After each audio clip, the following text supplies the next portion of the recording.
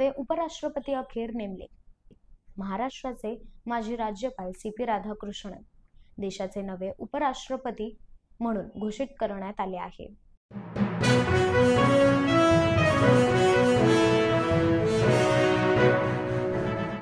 मराठा आरक्षणाचा GR काढण्यापूर्वी दाखवला नाही।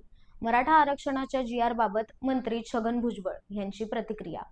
तर मराठा आरक्षणाचा GR काढण्यापूर्वी भुजबळांशी चर्चा केली होती। ओबीसी समाजाला धक्का लागणार नाही हे देखील सांगितलं होतं। उपमुख्यमंत्री एकनाथ शिंदे यांचं वक्तव्य।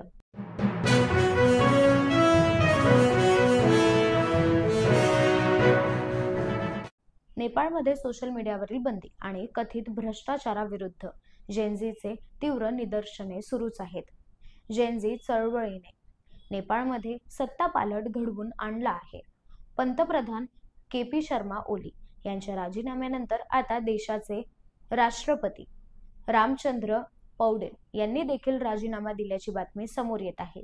या राजीनाम्यानंतर नेपाळमध्ये पंतप्रधान, राष्ट्रपती, गृहमंत्री यासह सर्व मंत्रिपदे रिक्त झाली आहेत।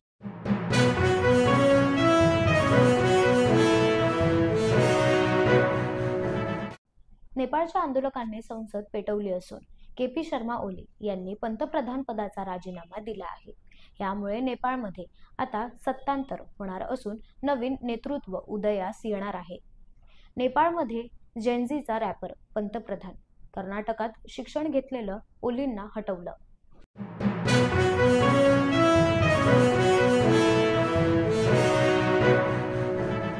मुंबईतील वरळी सी लिंकवर अपघात झाल्याची घटना घडली आहे।